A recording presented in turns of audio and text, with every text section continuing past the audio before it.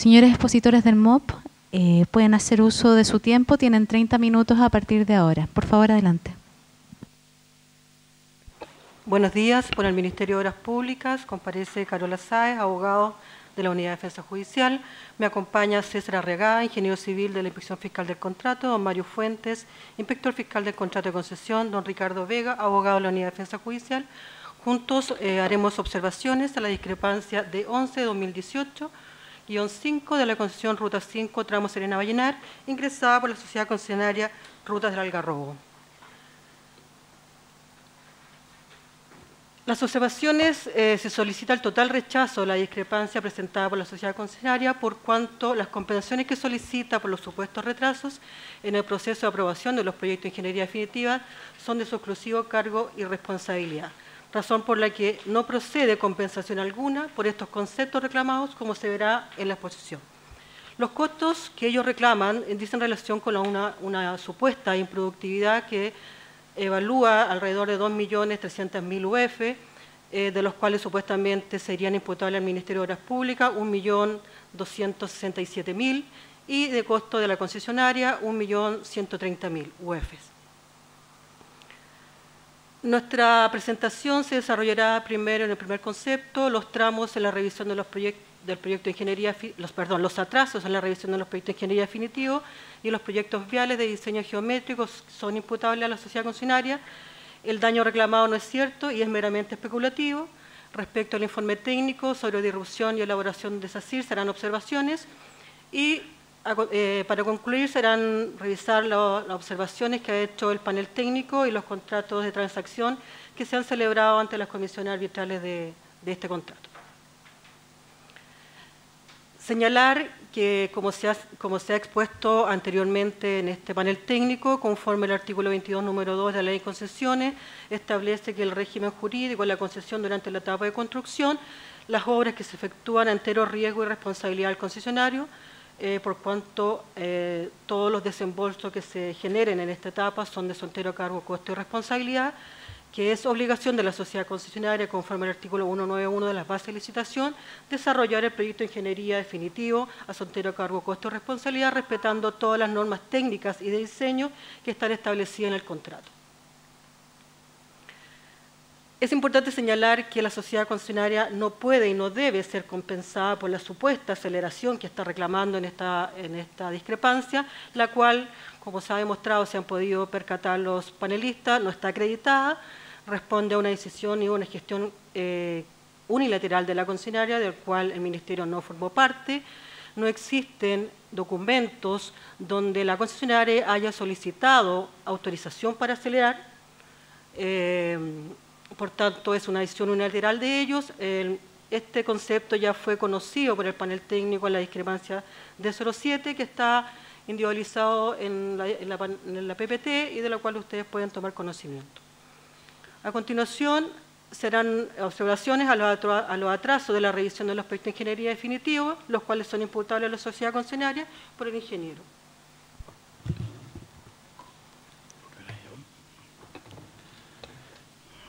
Buenos días, ingeniero civil César Arriagada. Nos vamos a dedicar a detallar o analizar los atrasos en la revisión de los proyectos de ingeniería de detalle y demostrar por qué son imputables a la sociedad concesionaria.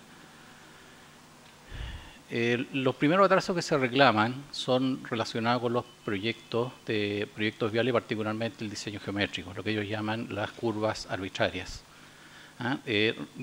Definir que la base de licitación en el artículo 1911, los proyectos de ingeniería de detalle deberán ajustarse dentro del área identificada en el plano referencial de área de expropiaciones señalado en el artículo 143 de las presentes bases de licitación y en la faja vial disponible. En caso de que se requieran terrenos adicionales, entendiéndose de expropiación, estos deberán ser autorizados por el inspector fiscal. Este artículo define dos criterios de diseño que son súper relevantes. Primero, que hay que ajustarse a lo que está disponible, que es la faja fiscal, más las áreas de expropiación predefinidas en el proyecto referencial. Y segundo, que mayores áreas de expropiación deben ser autorizadas por el inspector fiscal. Así se tienen que hacer los proyectos de geometría. Estos son los criterios de diseño bases. La concesionaria centra su argumento sobre lo acontecido en la reunión del 17 de mayo del 2013, donde supuestamente se habría realizado un cambio de criterio por parte de la inspección fiscal. En la página 12 del informe de SACIR dice: cabe señalar en la primera entrega de revisión A del proyecto vial del tramo 1 se realiza por parte de la sociedad concesionaria el 1 de febrero y no es hasta el 17 de mayo cuando se produce la primera reunión con el MOB y es cuando éste decide reducir el estándar de la velocidad del proyecto en ciertas curvas arbitrarias, con el objeto de evitar expropiaciones, otras afecciones y economizar en el proyecto.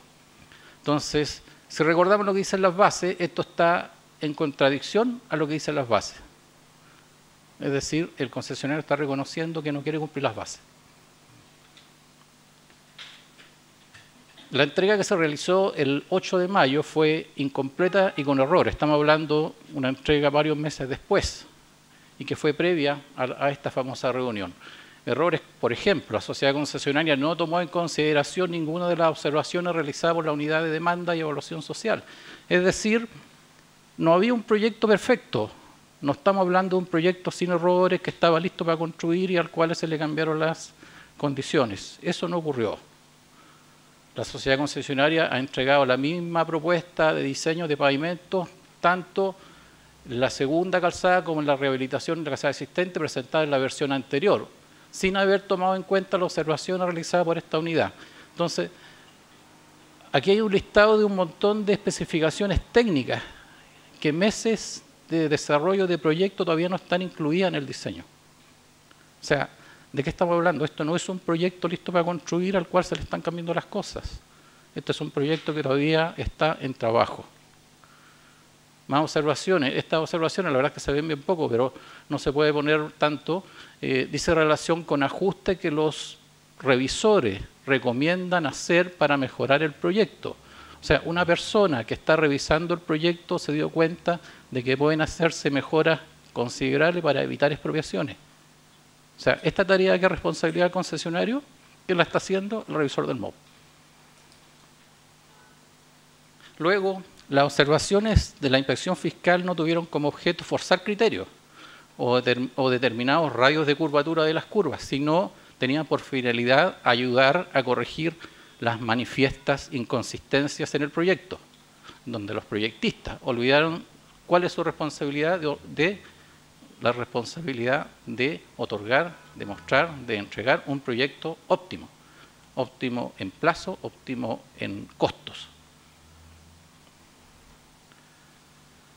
Respecto a los proyectos de estructura, la situación es muy parecida. Los puentes que se reclaman, Puente Fiscal y Juan Soldado, la estructura de enlace, Caleta Horno, Trapiche Sur, Atravieso Trapiche, Trapiche Norte, Cachiyuyo y el paso inferior Domaico. La concesionaria se olvida de que el proyecto de una estructura no es solamente el diseño estructural, incluye otras cosas. No es solamente el diseño estructural, incluye presupuesto, incluso incluye pavimentos, incluye un montón de cosas que no lo considera para su análisis. Enfoca su argumento en el entendido que la única revisión válida es el Departamento de Proyectos y Estructura de la Dirección de Vialidad, siendo que el vínculo contractual que tiene es con el inspector fiscal, y el inspector fiscal no falló en su emisión de observaciones. Por otro lado, plantea una tesis de eventuales estados de aprobación, es decir, para la concesionaria hay proyectos que están un poquito aprobados, semi-aprobados, casi aprobados, lo que no es así. O sea, el proyecto está aprobado o está rechazado. Si el proyecto está rechazado, no está en condiciones de exigir ningún derecho a que no se le revise de nuevo, porque está rechazado. Especialmente si tenemos proyectos que después de muchos meses seguíamos con problemas de consistencia, seguíamos con problemas de memorias de cálculo, seguíamos con problemas de tener proyectos que estaban lejos de. Ejemplos, en el puente fiscal se reclama porque se le pidió el estudio de riesgo sísmico. Oye, un profesional que se dedica al cálculo de estructura, especialmente con el puente, del tamaño del puente fiscal, un puente urbano, un puente emblemático para La Serena, sabe que el estudio de riesgo sísmico hay que hacerlo sí o sí. Entonces, que se le diga meses después, oye, se te pidió el estudio de riesgo sísmico, Ese no es responsabilidad del revisor decírselo, es responsabilidad del proyectista, del consultor, finalmente del concesionario. Entonces, que reclame que no le dijeron la observación a destiempo, no sé, yo creo que no corresponde. Finalmente, en todo esto vemos que la sociedad concesionaria confunde lo que es el rol revisor de la inspección fiscal como tal, de todo lo que significa la institución de la inspección fiscal, con lo que es el rol de depuración del proyecto. O sea, el concesionario espera que el revisor le diga cómo hacer el proyecto, que espera que le diga en qué está malo su proyecto, que lo oriente para terminar el proyecto. O sea, eso no corresponde. El concesionario es el que tiene que presentar un proyecto acabado y perfecto. No tiene que esperar que el revisor le diga en qué está malo su proyecto. No tiene que esperar que el revisor le revise hoy las bases de cálculos, que estén buenas, que sean concordantes con la mecánica de suelo. Puente Juan Soldado, por ejemplo, esto es súper claro. Página 19 de la discrepancia. Nos preguntamos cuál es el motivo por qué la inspección fiscal no revisó las contestaciones de la sociedad concesionaria y tampoco la hace la unidad de ingeniería desde la revisión A ni del DPE, siendo algunas de esas observaciones fundamentales para continuar con el diseño de proyectos de estructura remitidas en dicho ordinario. Sin embargo, la respuesta está dada en la observación que se formuló en el oficio ordinario 785 del 4 de junio, donde dice, observación 27, faltan los planos de enferradura de la infraestructura y la superestructura, pues solo se incluye el correspondiente de las vigas. O sea, ¿de qué estamos hablando? Están entregando un proyecto incompleto y están reclamando porque no se lo revisan. O sea, eso no corresponde. O sea, la responsabilidad del concesionario es entregar un proyecto completo. Si reclama que le revisen, que le están cambiando el color de la pintura, podremos estar considerando. Pero si nos entrega un proyecto con cosas que son esenciales, entonces, Caleta Hornos, atravieso el Trapiche. Entonces, ellos atribuyen al cambio de tipología. También se afirma que se enviaron los proyectos de ingeniería de detalle de 7 estructuras, entre las que se cuentan las estructuras indicadas, todas ellas cumpliendo la normativa definida en las VALI, en su artículo 224. Esto es falso. El mismo ordinario que estaba en las observaciones de recién, observaciones de Caleta Hornos,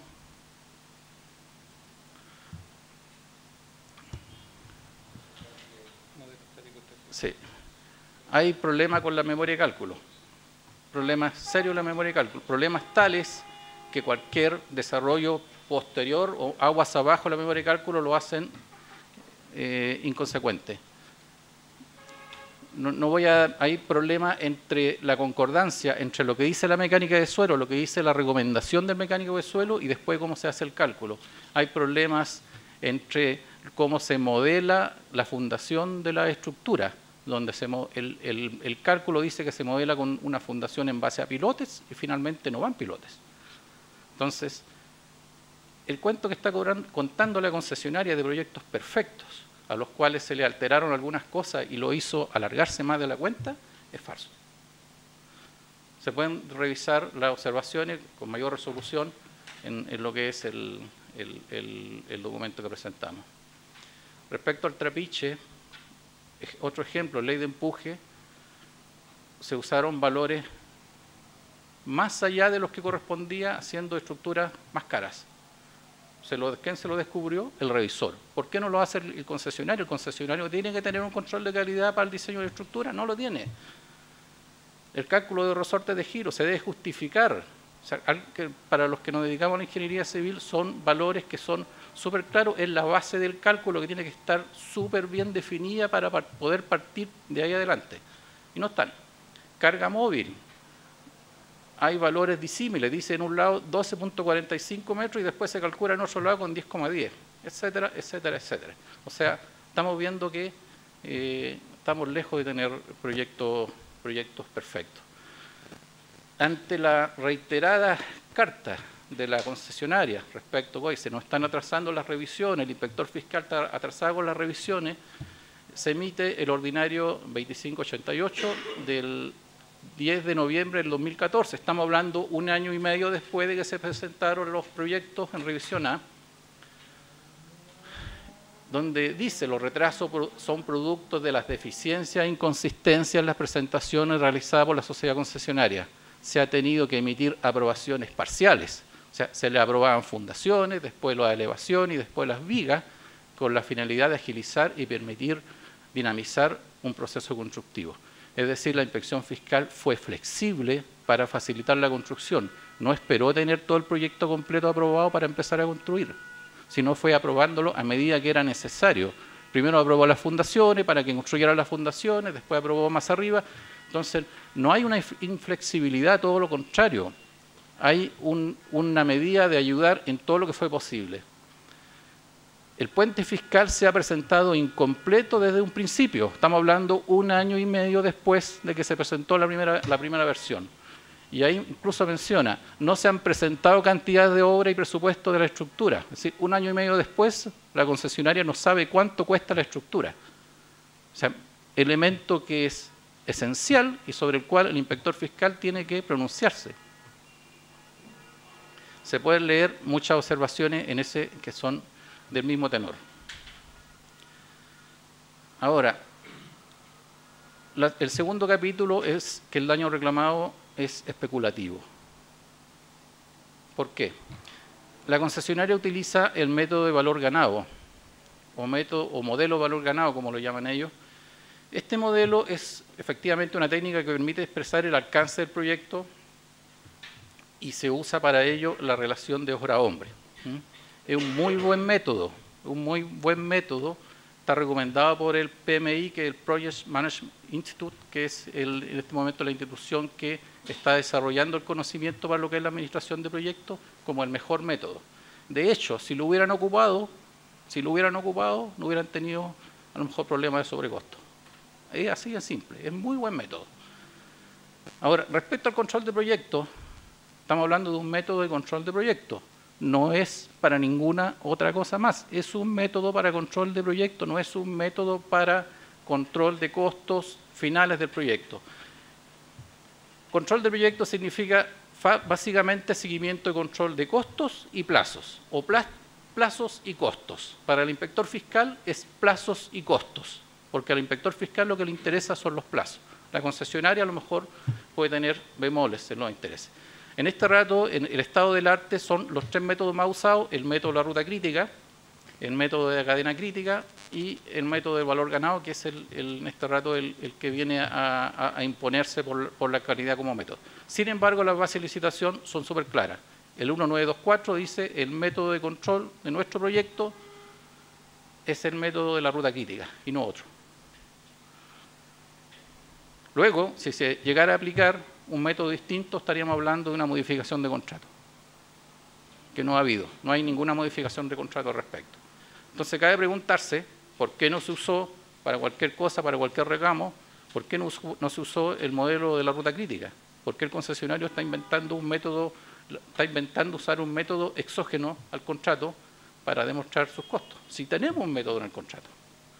Analizamos por qué. ¿Qué dicen las bases? Sí. En el 1924, cuando hay un plazo para presentar el programa de obra con ruta crítica, donde se pide un montón de antecedentes. Primero, cuadro general de actividades, que son listados de todas las actividades basado en las actividades básicas, que son las que están en el presupuesto. Todas las actividades, basado en las actividades básicas. Después, para cada una de esas actividades, toda la información que pide, incluyendo los recursos destinados para realizar cada actividad. O sea, incluyendo los recursos de mano de obra, maquinaria, equipo, insumos, todo lo que se corresponde. Finalmente, la relación que hay entre actividades, donde dice específicamente actividades como el aprovisionamiento de materiales, fabricación de estructuras, trabajo de terceros, diseño, adquisiciones, que son actividades que desde el punto de vista de obra a lo mejor no son relevantes, pero desde el punto de vista plazo, y ahí donde hago el hincapié que el Ministerio, la Inspección Fiscal, lo que le importa fundamentalmente son los plazos, esas actividades son muy relevantes. ¿Qué entregó la concesionaria? Esa es la carta GAN que entregó, la última carta GAN aprobada, o sea, el segundo proyecto, perdón, el segundo programa de trabajo válido. El primero fue al principio y esta es una reprogramación que pidió el inspector fiscal. Y vienen la estructura como una sola actividad. Es decir, por ejemplo, el puente fiscal solamente dice puente fiscal, siendo que el puente fiscal hay que dividirlo primero sobre infraestructura e infraestructura. La infraestructura tenemos, o sea, fundaciones, las fundaciones tenemos moldaje, hormigones, etcétera, etcétera. O sea, esta cosa está casi nada. Incluso este es un recorte del Microsoft Project, que el programa que se ocupa. Si uno pincha en el puente fiscal y va a la hoja de recursos, aparece nada. O sea, eso se hace sin recursos. Entonces, desde el punto de vista MOP, eso nos sirve, porque dice claramente la fecha de inicio o fecha de término. Desde el punto de vista de la concesionaria, no dice ninguna información. Luego, no tenemos todas las actividades. Luego, no tenemos los recursos asociados a las actividades. Luego, no tenemos el vínculo entre las actividades porque no están todas las actividades. Entonces, la razón por qué no se ocupó ese método es porque no tiene información ninguna para demostrar ninguna cosa. Y me perdonan la doble negación. Si analizamos el EBM, el primer factor de análisis del EBM son las HH previstas, pero las HH previstas reales, no las HH previstas teóricas, hipotéticas, son las HH previstas reales. Estamos hablando de ocupar un método de control. Y ese método de control parte con las HH, pero las que son definidas de acuerdo cuando ya se tiene la ingeniería de detalle clara. O sea, lo que realmente se va a ocupar, lo que se hace realmente en una programación seria. De la misma recorte de la sociedad concesionaria, donde explica muy bien cómo funciona ese método, parte con la entrada, los insumos para el método, es el plan de obra, los análisis de precio unitario, las ubicaciones, y vemos que el plan de obra no existe, porque el plan de obra deberían sacarlo de la programación que presentaron y no sirve. Los análisis de precio unitario tampoco sirven porque no los presentaron. O sea, uno ve y no hay ninguna información relacionada con las actividades que presentaron.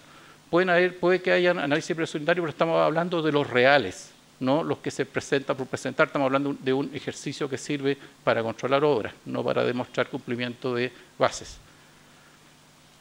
Finalmente, lo que se puede decir que entre insumos que no están y otros elementos de procesamiento que son arbitrarios, por ejemplo, el razonamiento, un montón de cosas que la verdad es que son admisibles si se hacen de común acuerdo.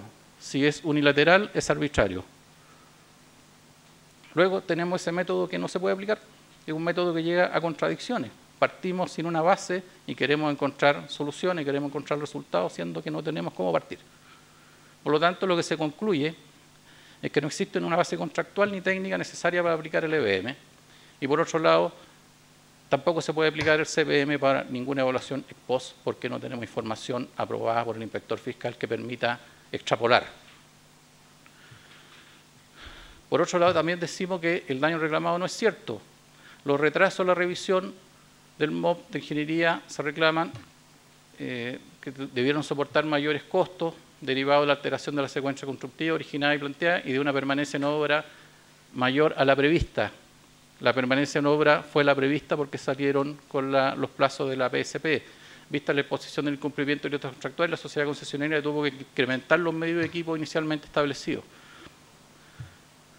Eso no lo demuestran. El atraso de la revisión, vemos que en la revisión no hubo un atraso real por parte del MOP, no lo pueden demostrar porque los proyectos que presentaron eran proyectos malos. Eran proyectos que les faltaba ingeniería básica, eran proyectos con errores en memoria de cálculo, eran proyectos con inconsistencias en los planos y ahí están las minutas observaciones.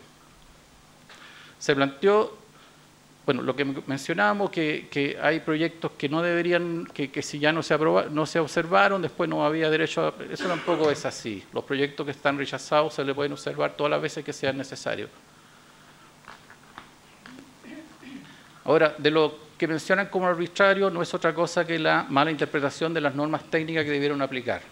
Se demostró que el tema de la señalización debió haberse aplicado el manual actualizado, que es el manual de carretera del 2012, y el manual de señalización del mismo año. Eso está demostrado y está acreditado en una de las discrepancias de este mismo panel.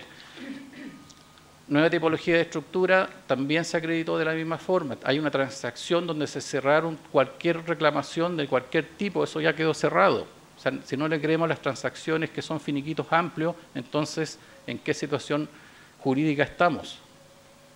Las curvas arbitrarias, no existe tema de curva arbitraria. Las curvas arbitrarias, por un lado, está respetar la normativa vigente y por otro lado está respetar lo que las mismas bases dicen. El inspector fiscal aprueba nuevas expropiaciones y si no las aprueba hay que corregir el proyecto. Punto. Cambio normativo, la accesibilidad de pasarela, bueno, lo comentamos hace algunos minutos, salió una nueva ley, esa nueva ley hay que interpretarla porque no había reglamento. Ellos mismos dicen, oye, nosotros estábamos trabajando con un instructivo que dice la pendiente entre 8 y 10%.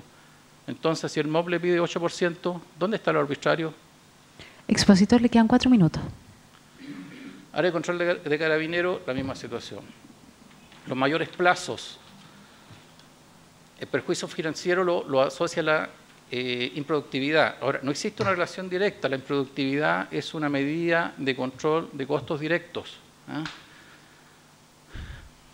Se menciona una aceleración que no fue solicitada y que tampoco está debidamente acreditada. No sabemos si efectivamente hay una aceleración, no hay una acreditación de mayores inversiones. No hay una acreditación de usar, no han acreditado que se usaron mayores recursos.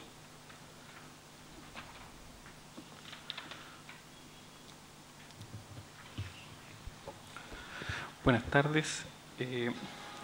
Retomando lo que, mi nombre es Ricardo Vega, retomando lo que señala el ingeniero, efectivamente el artículo 1924 de las bases, en el párrafo segundo, establece una metodología para, digamos, para ir controlando, digamos, la obra y por tanto la metodología que se ocupa no es la correcta.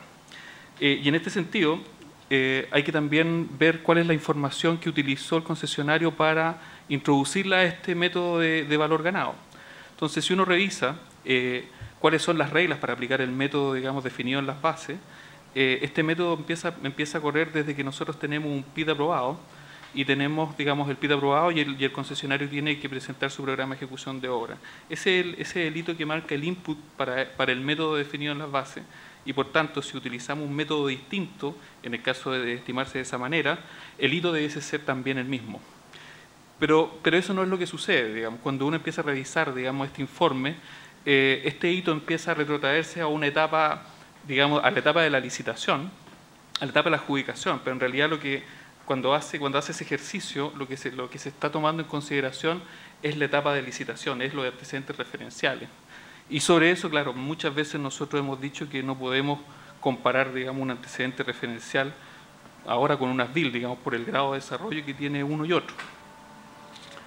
En cuanto al contenido especulativo del informe, en nuestra presentación hicimos varias observaciones, digamos, respecto de varias páginas donde se utilizaban conceptos como podría afectar el cumplimiento de hitos, no que los afectaría derechamente, sino que los podría afectar.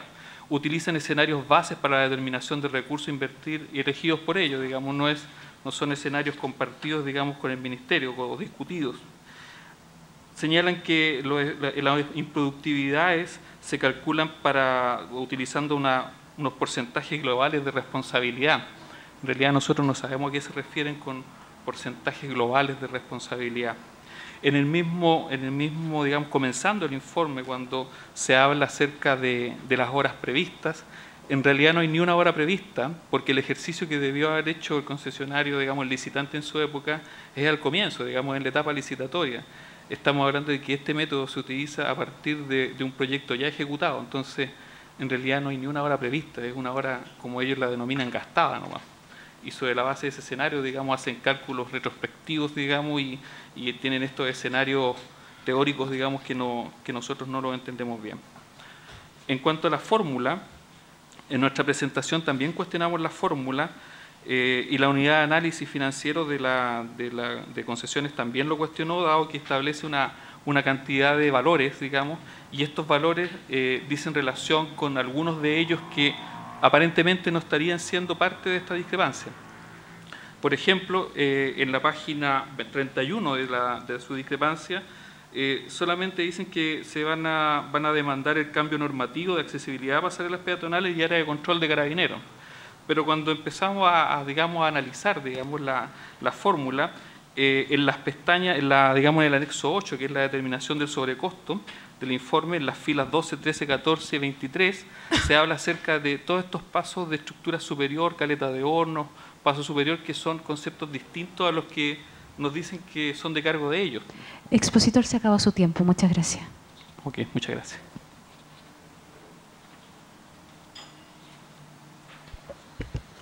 Muchas gracias por la presentación. Inicia la ronda de preguntas. Don Fernando Avara.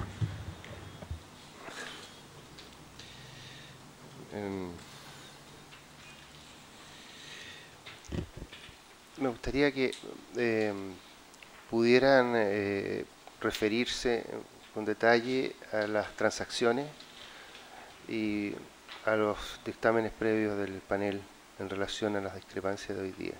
¿Podría ser?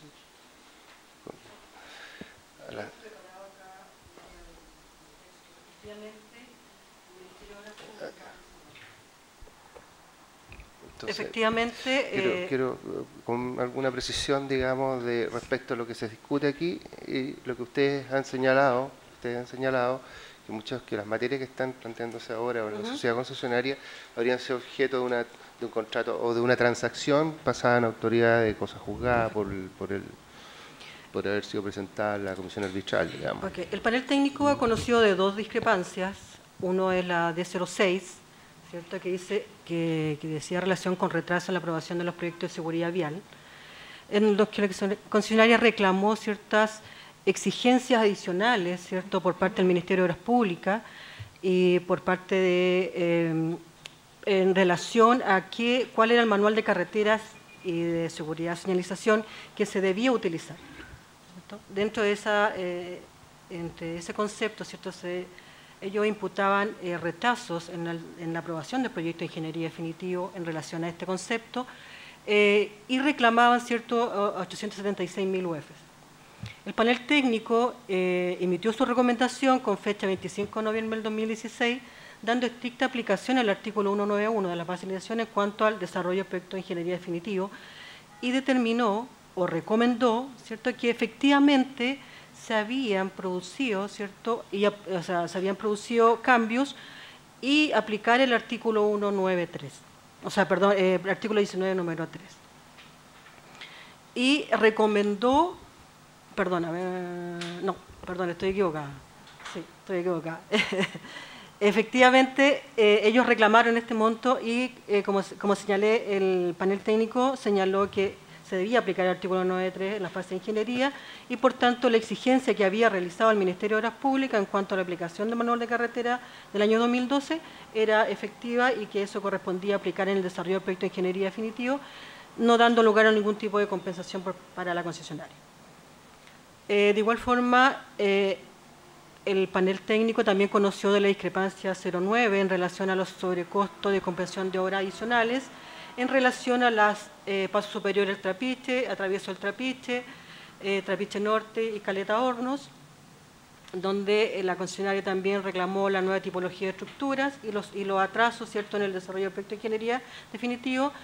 Y en este respecto, el panel técnico recomendó efectivamente que se aplicaba el artículo de las bases en cuanto a la compensación y determinó que la compensación era de 43.344 unidades de fomento. A ese respecto, el Ministerio de Obras Públicas con la concesionaria aceptaron la recomendación que había formulado el panel técnico, ¿cierto?, y suscribieron el contrato de transacción y de esta forma poner término a todo el litigio eventual y futuro que pudiera llevar a este mismo concepto, sí, otorgándose el más amplio completo finiquito.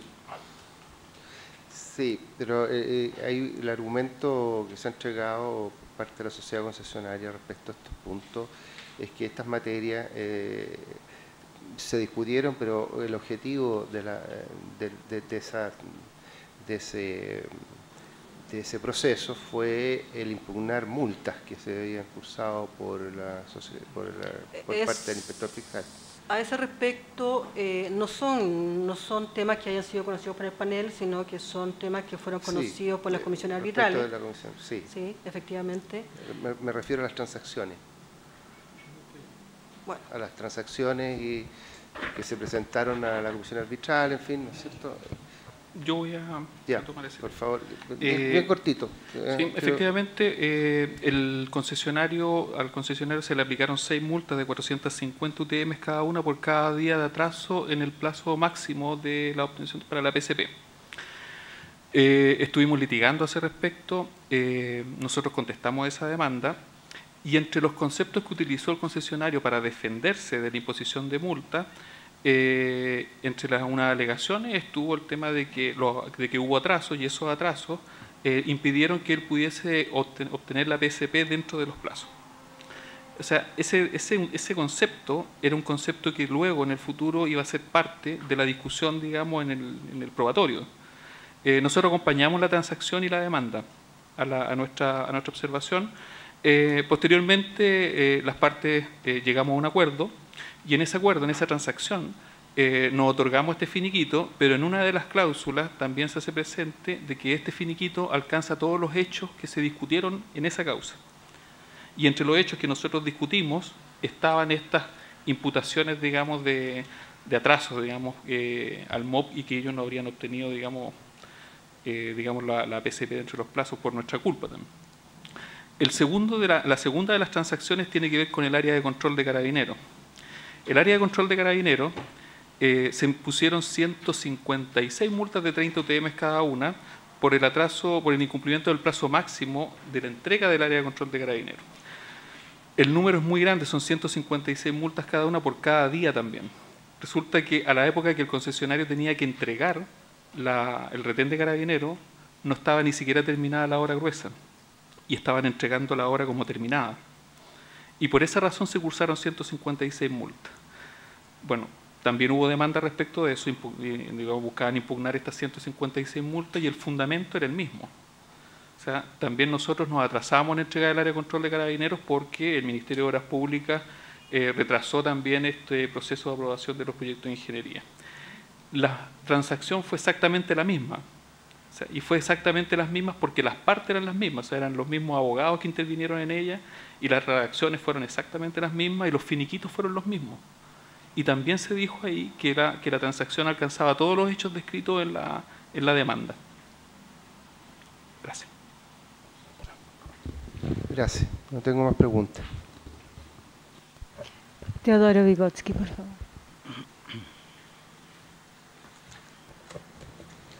Abogada Sáenz, respecto al tema de las pasarelas y las pendientes de estas, la ley de accesibilidad universal no establecía la pendiente, sí establecía de que había que considerar algo que fuera autónomo, que pudiera la persona con discapacidad física poder transitar de un lado a otro.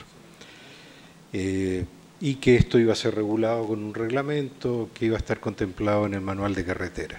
En el intertanto hubo un informe de unos profesores que tenía el respaldo del gobierno, de la Universidad Finisterre y de una mutual de seguridad, que llega a la conclusión de que el rango entre...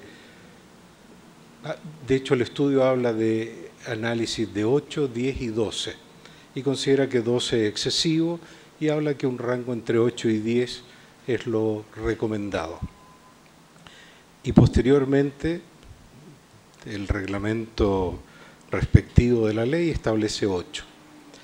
En términos, la secuencia temporal la hemos estado analizando y me gustaría entender, ahí el ingeniero hablaba de que ya estaba esto determinado y era anterior, pero supongamos que no hubiese sido anterior, ahí el efecto que habría tenido en términos de improductividades, ¿cómo lo abordaría usted? en el caso específico de la pasarela? Yo creo que hay que tener presente que la ley se había dictado cuando se presentó el proyecto de ingeniería, ya estaba listada la ley, ¿cierto? Y es de responsabilidad de la concesionaria, conforme ya lo hemos señalado reiteradamente, desarrollar un proyecto óptimo. La ley ya hablaba, ya señalaba el tema de la accesibilidad y de la autovalencia de los que transitaban, ¿cierto?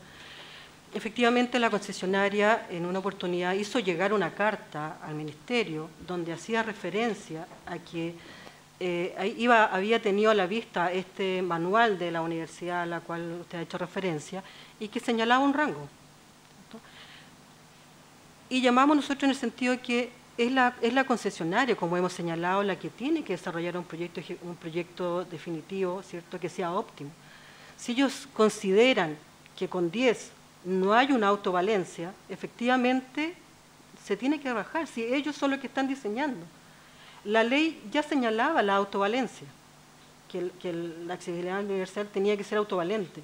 La persona debería haber subido por sí solo, manipulando a lo mejor su silla, ¿cierto?, de manera independiente, no necesitaba que alguien lo empujara, se puede decir. Y ahí estaba el tema de la determinación de la autovalencia y de la pendiente. Entonces, efectivamente, el reglamento se dictó después, ¿cierto?, pero ya este manual señalaba determinado un rango de un 8 a un 10. No soy experta en la materia en cuanto a la pendiente, pero ya se señalaba el término de autovalencia en la ley. Y eso es lo que yo creo que determina el diseño propiamente tal. ¿Y usted cómo habría esperado que la concesionaria le hubiese acreditado la autovalencia en 8, 9 o 10? ¿Qué tendría que haberle acreditado? ¿Qué evidencia para efectos que usted hubiese dicho, aquí están los antecedentes y por lo tanto lo puedo hacer en 10 o en 9,5? Me imagino yo que el antecedente técnico que ellos tomaron como este reglamento que hizo la Universidad Finisterra, reglamento, fue un manual, un informe. Un uniforme, un manual. Me imagino que las personas que hicieron ese manual, supongo que hicieron algún tipo de estudio, o sea, para poder determinar efectivamente, o la concesionaria, porque son ellos los que están diseñando, tendrían que haber realizado un estudio de autovalencia. Son ellos los que diseñan, el Ministerio solamente va a revisar y que se cumplan los requisitos, las exigencias que estaba estableciendo la ley. Ok, muchas gracias. Me voy a permitir hacer un alcance. Desde el punto de vista programático, no está debidamente acreditado que los retrasos por ese cambio pudieron haber impactado, por ese cambio exclusivamente, por ese cambio pudieran haber impactado al comienzo de las pasarelas. Las pasarelas también estaban con observaciones estructurales, observaciones de diseño, observaciones de planos. Luego, en la eventualidad de que hubiéramos tenido un proyecto perfecto y efectivamente al cambiar la pendiente hubiéramos tenido que hacer el proyecto de nuevo, podríamos estar conversando efectivamente primero de doble costo de ingeniería y segundo eventualmente de mayores recursos, pero eso no está comprobado.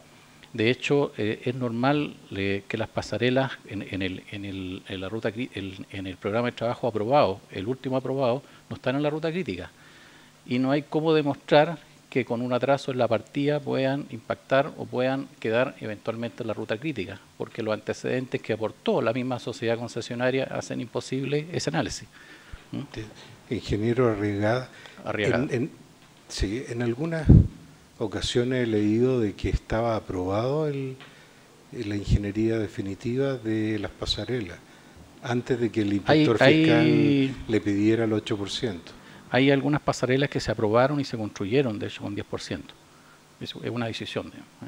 Está bien, pero aquellas que se solicitó el 8%, ¿no tenían la ingeniería aprobada? No. Y pueden no tenerla aprobada, pero ya está hecho el gasto del trabajo de ingeniería.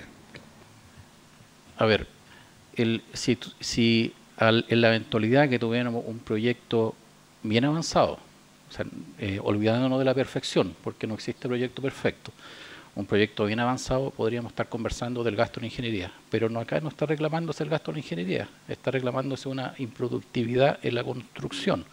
y la relación entre la demora del diseño de ingeniería producto de este motivo y un mayor o una eventual improductividad durante la construcción no está de ningún momento demostrada. La improductividad en la construcción es un tema de ejecución de obra. A las pasarelas, si uno quisiera hacer, si uno tiene 8 meses para hacer 8 pasarelas y las quiere hacer en 4 meses, la razón es que poner el doble recurso y se pueden hacer en 4 meses. Pero uno suma al final y son la misma cantidad de HH. 8 por 1 es lo mismo que 4 por 2. Salvo que lo demuestren, algo contrario. Y eso no está tocado ni siquiera en el informe de la sociedad concesionaria. No hay ningún antecedente que podría hacer pensar que el rendimiento al aplicar más recursos, al aplicar eventualmente más recursos, podría ser decreciente. Es decir, que para hacer en la mitad de tiempo tenga que yo usar más del doble de recursos. Es decir, si necesito una grúa para 8 meses, y para hacer 4 meses necesito 3 grúas, entonces eso es improductividad demostrada, porque tenemos mayor costo directo. Pero acá no se está reclamando costo directo. Gracias. Abogado Vega, siempre que tengo la oportunidad de estar con usted, aprovecho de hacerle preguntas más generales y he tenido la fortuna de encontrar respuestas muy acertadas. Esta no viene al caso específicamente, pero me va a ilustrar. Cuando está el proceso de licitación y llegan las distintas propuestas, para este caso, los interesados mandaron sobres, me imagino. ¿Ah? ¿Algo así? Fueron sobres. ¿Los sobres qué contenían? ¿Ofertas técnicas, boletas de garantía, acreditación de experiencia? Y en la oferta económica, ¿qué es lo que venía? Quiero entender qué elementos de juicio estuvieron para tomar la decisión de adjudicación. Los elementos de juicio, claro, y una comisión que determina específicamente cuáles son los elementos que se consideran, son notas que están reguladas, digamos, en las mismas bases. Claro, quisiera saber de este caso en particular, no sé si usted lo conoce. No estudié el tema de la calificación específica en cada uno de los documentos que fue entregando, no lo analicé. Sin perjuicio, quisiera tocar un tema respecto a lo que es la oferta económica. Pero un segundo, antes de eso. Usted, ingeniero Arriagada, tiene información. Lo que específicamente me interesa es si esta comisión evaluadora adjudica solo considerando la oferta económica o adjudica también viendo la calidad y la verificación de la viabilidad técnica de la propuesta constructiva. A ver, voy a hablar por mi experiencia, más que por el conocimiento directo de las bases en particular, aunque igual las he visto. En todo proceso de licitación del Ministerio de Obras Públicas está presente la oferta técnica y la oferta económica. La oferta técnica dice relación efectivamente, primero la experiencia de la empresa y segundo la experiencia de los equipos propuestos. Después, eso es lo fundamental. Después viene metodología, incluyendo el plan de trabajo base y algunas eventualidades que se puedan pedir específicamente para algunas licitaciones. Eso por el punto de vista de la oferta técnica. Y ahí se aplica el principio de la buena fe. O sea, el MOP tiene la obligación de creer que si cualquier licitador dice, oye, voy a aplicar, voy a tratar de trabajar conmigo este ingeniero, el que sea, y tiene este currículum que es de los mejores, o sea, le pongo una buena nota. Y si después me lo cambia, ya, bueno, habrá que conversarlo, pero se aplica el principio de la buena fe. La oferta económica... Quiero detenerme ahí. O sea, ustedes no validan una carta Gantt, no, una carta Gantt de construcción. Se valida una carta Gantt, no un programa de trabajo de construcción, una carta Gantt. O sea, un diagrama donde están descritas las actividades y una barra que dice relación a la ejecución temporal de las actividades. Yeah. Eso es lo que se valida. Y esa validación tiene que ser algo coherente. Es decir, si hay, por ejemplo, si hay una cosa de manifiesta incoherencia, como podríamos decir, poner primero los bueyes que la carreta, cosas de ese tipo, o voy a hacer primero la superestructura y después hago la infraestructura de un puente. Pero no en materia de costos, por ejemplo. No en materia de costos. Ya. Y particularmente en estos contratos de concesión, donde la materia de costos la asume el riesgo el concesionario, porque son contratos de suma alzada. Ya. De hecho, la oferta económica, puedo equivocarme, es solamente el valor final, o sea, el valor del costo de la obra, a diferencia de un contrato a precio unitario, donde sí se le pide el desglose de cada uno de los precios unitarios, que son los que después van a análisis cuando hay modificaciones. O sea, podría ser, como ya me respondió la económica, que la oferta que cualquier empresa haga puede ser temeraria y los precios de referencia no tengan relación con los precios finales que termine siendo la obra. Sí, pero también hay un análisis ya que viene de, o sea, si el presupuesto oficial son 7,5 millones de UF y alguien llega con 7.100.000 UF, es algo razonable. O sea, si alguien llega con 5 millones de UF, lo más probable es que sea extremadamente temerario. Particularmente en esta licitación, todos los oferentes fueron bastante cercanos. O sea, tú los conoces mejor los valores. Sí. O sea, retomando el tema que dice el ingeniero, efectivamente dentro de la oferta técnica, el último documento que debe contener la oferta técnica es el programa de trabajo. Pero ese programa de trabajo tiene por finalidad que la administración entienda que el licitante comprende la obra que va a construir y al final de la misma disposición señala que este programa de trabajo es sin perjuicio de todas las obligaciones que tiene el concesionario que están expresamente establecidas en las bases de licitación. O sea, en el fondo tiene solo un objeto, entender que el concesionario comprende la obra pública que tiene que construir. Luego, respecto de lo que es la oferta técnica, claro, efectivamente los licitantes toman el presupuesto estimado de la obra, que en este caso es de 7.900.000 unidades de fomento, y presentan su oferta. En este caso, SACIR presentó una oferta por 7.964.000 unidades de fomento. Hubo un licitante un poco más abajo que estuvo cerca de los 5,5 millones de unidades de fomento y un licitante que estuvo en el orden de los 8.480.000 unidades de fomento. Yo creo que esto es importante porque finalmente esto es un conflicto de estimaciones. Porque si uno ve en la página web del Ministerio y uno ve la información que relativa a la obra materializada, a la inversión materializada, uno encuentra que la inversión materializada alcanza los 7.900.000 unidades de fomento. Perdón, 8.900.000 unidades de fomento. Y si uno toma el presupuesto, digamos, que uno podría calificar de realista, digamos, versus el optimista del concesionario, podemos ver, digamos, de que hubo un concesionario, digamos, que si le aplicáramos un factor de un 5%, digamos, de estimación, digamos, de error en su oferta, llegamos a la inversión materializada. O sea, hubo un concesionario, un licitante, que estimó de una manera diferente la obra que debía construir. Hubo otro licitante que ofreció mucho menos, 5,5 millones de unidades de fomento. Claro, obviamente ese licitante claro, nos dice que él puede construir la obra por esa cantidad, pero si lo vemos desde el punto de vista del ejercicio, de las cantidades que reclama SACIR reclama 2.300.000 unidades de fomento por improductividad asociada ahora a hombre, que es un número altísimo si uno considera, por ejemplo, la oferta económica más baja.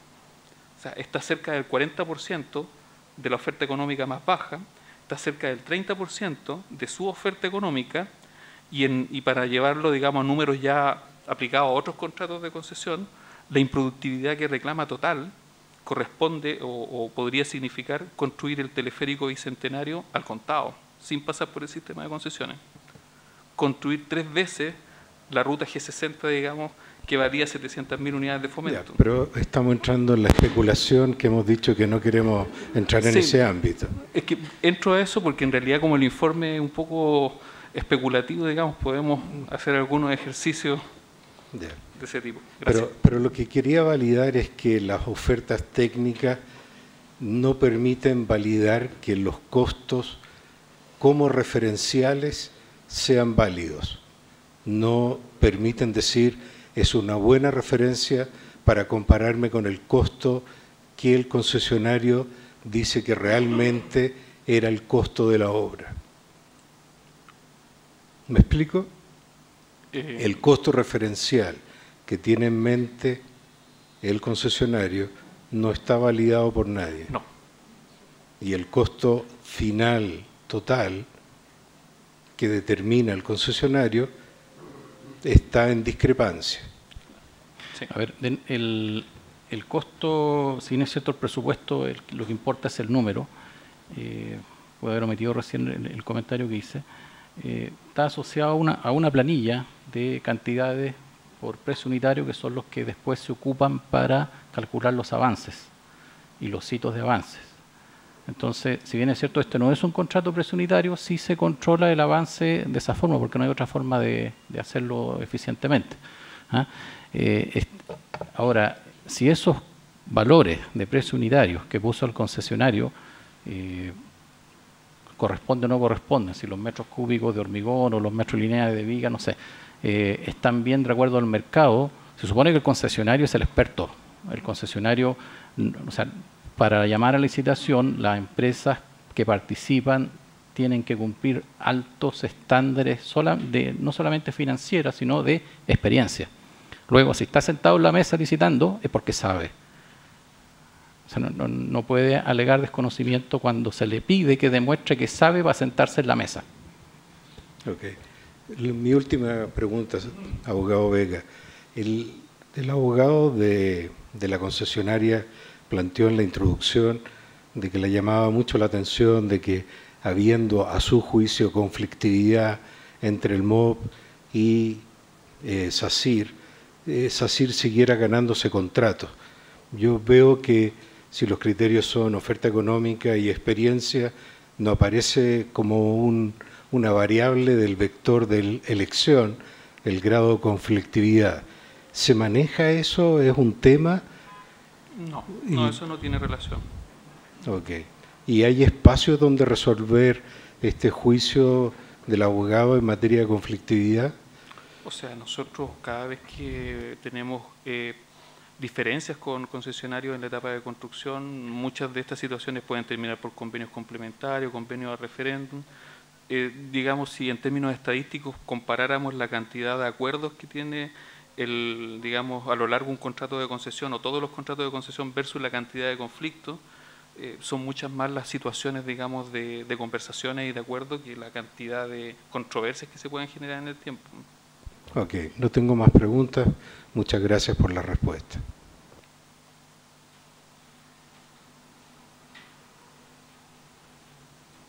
Yo no tengo preguntas para hacer al MOP, así que pasa al panelista Roberto Añarén. Yo quisiera hacer una aclaración, o que el ingeniero Arriagada me hiciera una aclaración, porque me quedé confundido con esta equivalencia de los CPM con el método CPM, el método CCM, que no lo conozco, y el método de horas ganadas. Yo creo que, en mi experiencia, las horas ganadas no tienen nada que ver con CPM, digamos, son cosas distintas. Bueno, le voy a explicar lo que yo entiendo. Digamos, un CPM es un sistema de Critical Path Method o método de paso crítico. Y ese método de paso crítico usted lo puede hacer solamente con las duraciones y las relaciones de actividades. No necesita horas ganadas para eso.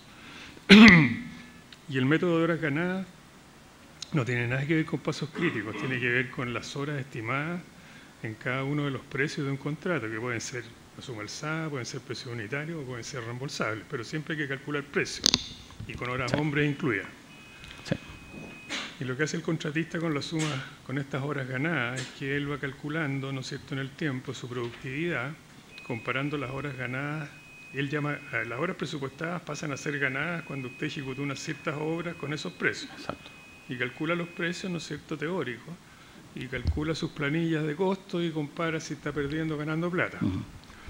Pero hasta ahí no hay ningún paso crítico, por lo tanto, solo para aclarar el concepto y que no quede en el aire que Critical Path Method o CPM es lo mismo que horas ganadas, no tienen nada que ver. O sea, a un Critical Path Method lo que hace el sistema Project es que usted le puede poner horas ganadas y con eso justamente las horas ganadas se usan justamente para calcular el avance físico de una obra en base a horas hombres. También lo puede hacer en base a dinero, digamos, a plata gastada versus presupuesto. Entonces, eso es lo que quería dejar claro, que no son equivalentes. No se puede usar un método de horas ganadas para controlar un proyecto solamente. Necesitan tener una carta GAN Es por eso que el método de horas ganadas necesita como input la programación de horas. Claro, exactamente. Son complementarios, entonces, pero son complementarios. Pero lo que se ha demostrado, que se está demostrando actualmente, es que para controlar obras, el método de horas ganadas es más eficiente en el sentido de que otorga coeficientes que son más fuertes en la información que entregan al que toma decisiones que analizar un CPM. Y es tan así que, o sea, la idea del método es tener el control de cuándo realizar las inversiones futuras en la obra. Es decir, si yo tengo claro que no tengo proyectos aprobados, no contrato grúa, con tomar ese tipo de decisiones. Pero ese método es muy antiguo, ya tiene más de 40 años, digamos, con horas ganadas en Estados Unidos. De hecho, mucho. Lo que pasa es que yo creo que ahora en Chile lo estamos considerando. Pero en Chile se está usando recién. Yo lo conocí cuando estaba empezando a trabajar el año 95, que trabajé con BSK en el proyecto Laura, y Bechtel, la empresa de ingeniería mundial, usaba ese método para control de sí, por eso lo conozco en carne. Sí, solo quería dejar en claro que no son equivalentes, digamos, horas o sea, ganadas. No son equivalentes, son complementarios. Finalmente, el control de costos total del proyecto lo entrega el CPM, el control de avance, avance casi para decisiones a nivel gerencial, es mejor el método de horas ganadas. Muchas gracias.